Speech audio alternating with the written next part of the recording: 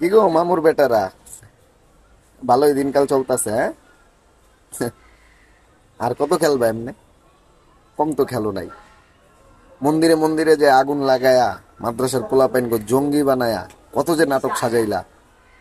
Media তুমগো গান গাইছে, এই মিডিয়া দেখা তোমরা মাদ্রাসার সন্তান গো সন্ত্রাসী বলছিলা, তাই না? আজকে তো দেখা যাচ্ছে জঙ্গি কারা, কার ঘরে জঙ্গি পাওয়া যায়, কে জঙ্গি পয়দা দেয়। জঙ্গি নিয়ে ভঙ্গি করার সময় এখন শেষ। অনেক খেলছো।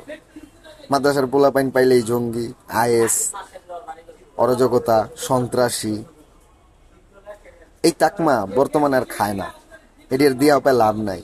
এটি জনগণ বিশ্বাস করে না। আর এটি জনগণ যাই না গেছে হপায় এটি কে দেয়, কারা দেয়, কে দিতে পারে। ইতিমধ্যে জায়গায় জায়গাতে ধরা খাইতেছে। মন্দিরে বোম ফিট করতে যায় খালায় ধরা খাইছে।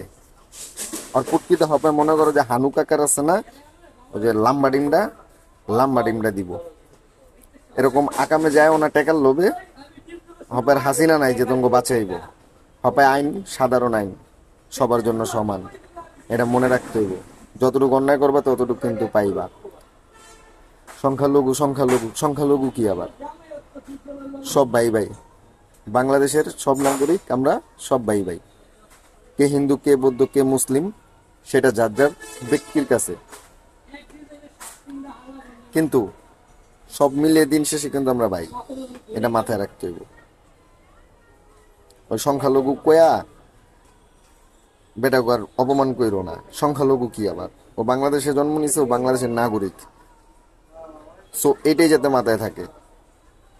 আর তোমরা যারা ওই যে বোম ফিট করতে যাও, তোমরা যারা ওই যে আগুন লাগাই দিতে যাও, দিয়ে তারপরে যে মুসলিমরা করছে, মাদ্রাসার পোলাপাইনটা করছে, এদিন তো হবে আর চলে না। হবে তো মাদ্রাসার পোলাপাইনটা পাহারা দিতেছে, দেখা দিছে না? এমনি করেই চলছিল এতটা দিন। খালি সহ্য করছে মানুষ। সহ্যের একটা সীমা থাকে। সীমা বাদ যখন পেরিয়ে গেছে তখন পলান ছাড়ার উপায় নাই।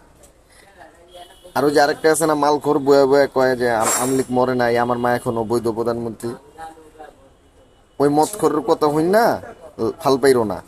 হ্যাঁ, সবাই কিন্তু দেশ হপও কোনো দলের কাছে যায় নাই। দেশ হপও সেনাবাহিনীর অর্ধেক আন্ডারে রয়েই গেছে। সবাই মনে করো আন্দোলন করবা, ওই আন্দোলন যদি যুক্তি সহকারে না হয় তাহলে তো বুঝোই কি থেরাপিটা পড়বো। সাবধানে কাজকাম করো, যাই করো। আর ওই যে হবে তোমরা যারা এই যে হাসিনার আনার লেখা পাগল হয়ে গেছো গা, হাসিনা কই ফিরানো, তাহলে হাসিনা কই তোমার মায়েরা পলাইলো কে? তোমার মায় যদি এটা ওর বাপের দেশ হয়ে থাকতো তাহলে কি পলাইতো? তা তো এই দেশেই থাকতো, অ্যারেস্ট হইলেও এই দেশেই থাকতো। উনি যদি না পলাইতো, ওর সঙ্গে যদি তিনি অ্যারেস্ট হইতো, তারপরে তো তোমরা আন্দোলন করতে পারতা।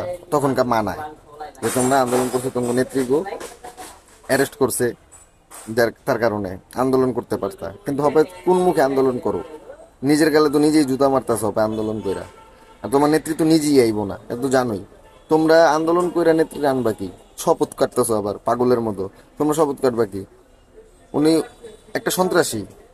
এত আয়নাঘর, এত গুম খুন হত্যাকাণ্ড যে করলো, তো এগুলোর তো বিচার হইতে হইব, তাই না? আর ওনারা তো দেশে আনার জন্য তো রাষ্ট্রই ব্যবস্থা করব। এখন তোমাদের আন্দোলন করে ফুডাঙ্গিরি করার দরকার নেই। তো ফুডাঙ্গিরি করবা তো মনে করো যে জেলে বসবা। তা যাই হোক, যাই করো সাবধানে করো, বেশি ফাল পাইরো না। অনেক উড়ছো, হবে পাকনা কাইটা পড়ে গেছে গা, ওই পাক ডানা লয়ে হবে আর সিনা লয়ে ঘোরাঘুরি করো না। সিনা লয়ে ঘোরাঘুরি করলে কিন্তু বেশি দূর আগাইতে পারবা না। সবাই ভালো থাকবেন।